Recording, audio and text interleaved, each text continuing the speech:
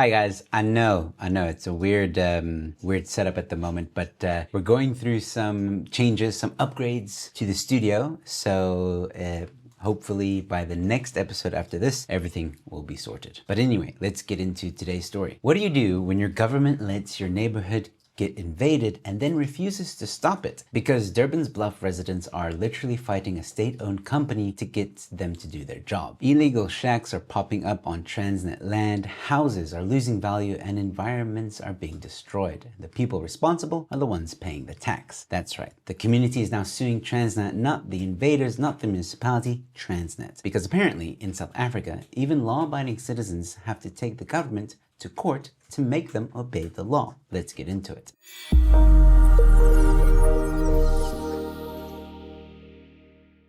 Hello ladies and gentlemen, welcome to Newsflash.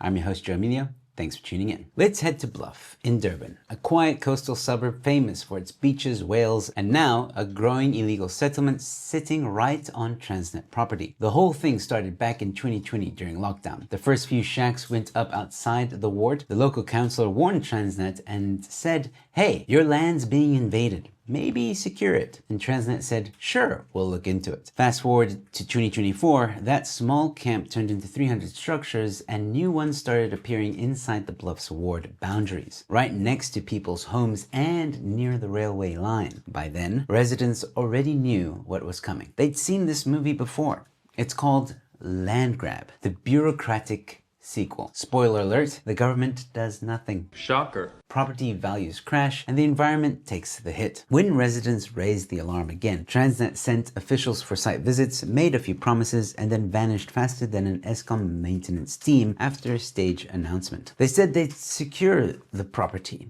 They didn't. They said they'd evict the unlawful occupiers. They didn't. They said they'd stop the spread. They didn't. There's no justice here. Instead, the settlement grew. Now, according to the Bluff community, there are around 1,000 residents living on Transnet land, with room for thousands more if nothing gets done. It's not just about illegal structures. The settlement is creeping over an environmentally protected embankment, destroying vegetation that stabilizes the hillside. That means erosion, landslides, and possible structural damage to nearby homes. So now the community is fighting a war on three fronts: property devaluation and government apathy. And guess who they're up against? Not the squatters, but a R1 billion state-owned enterprise that owns trains but apparently can't follow a paper trail. After years of empty promises, the Bluff community decided enough was enough. They appointed attorney Alison Schumann from AMS Attorneys Inc., who also happens to be the chair of the Bluff Ratepayers and Residents Association. Also, I'm going to be reaching out to this attorney and hopefully I'll have a conversation with her on the show about what's happening on the ground. She's now leading a legal effort to force Transnet to act to actually secure its own property. I'm sorry, what?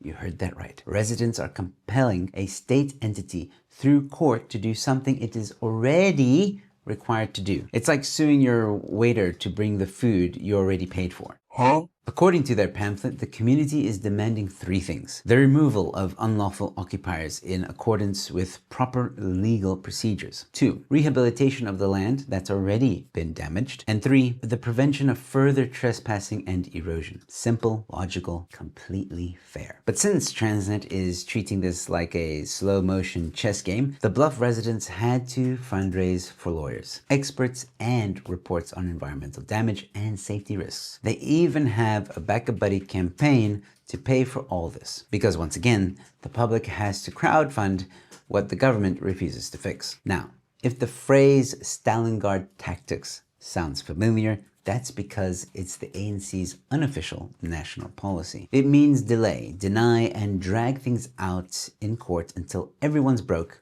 or bored. The Bluff's councillor says Transnet keeps promising updates but refuses to give any details because, quote, she has no legal standing to compel them. So the community got smart. They placed an attorney on record. That way, they do have legal standing. They're now compiling expert assessments on everything from soil erosion to health hazards and plan to present a watertight case to force Transnet to act. That's the key difference between South Africans who talk about problems and South Africans who fix them. One group tweets, the other drafts affidavits. But let's be honest, the Bluff isn't an isolated case. We've seen this story before. Tygerberg Raceway in Cape Town, Mossel Bay, Hermanus, even government-owned land in Gauteng and Mpumalanga. These invasions are rarely spontaneous. They're often organized, sometimes politically enabled, and almost always ignored until it's too late. Why? Because land grabs create instant voter bases, quick political leverage, and long-term chaos that benefits the same people who claim to be fighting inequality. Oh, yeah, right. And when the problem explodes, it's the middle-class taxpayer who foots the bill, not just through taxes,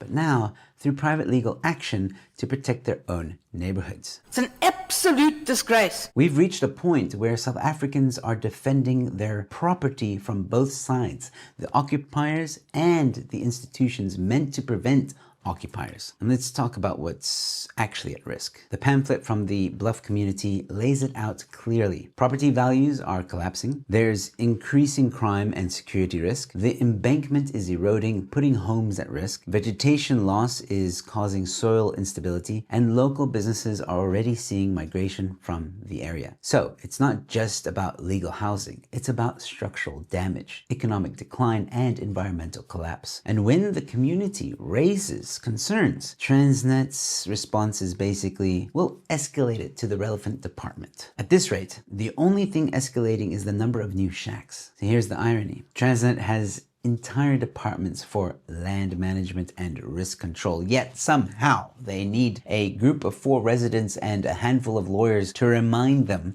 that, hey, your land's disappearing. Meanwhile, the community is being fully transparent. They're using a dedicated Discord channel for updates, electronic mandates, and verified legal communication. That's how you know private citizens are doing the state's job. When they're more organized, more transparent, and more lawful than the state-owned company they're suing. The Bluff case is a warning for every South African community. When a government-owned entity refuses to enforce its own property rights, it sets a dangerous precedent. That law means nothing, and accountability only applies to the private citizen. This isn't about opposing poor people or demonizing the desperate. It's about demanding equal enforcement of the law and an end to bureaucratic cowardice. If the state wants to talk about land reform, it should start by protecting the land it already owns. Because right now, Transnet can't keep trains on the tracks or squatters off the rails. And Durban's Bluff is showing the rest of the country that if government won't stand up for citizens, citizens will stand up for themselves. Once again, ladies and gentlemen, if you want to help me uncover the truth behind land grabs in South Africa, don't forget to head on over to that Back a Buddy campaign where you can donate to Stolen Ground Productions. Once we hit our goal, productions will be fully underway, and if you prefer to donate via EFT, those details are in the description and pinned comment, as well as the link. You can find out more details on stolenground.co.za, and don't forget to comment below. Let me know what you think about this. Yet another land grab in South Africa happening in real time. Don't forget to like, follow,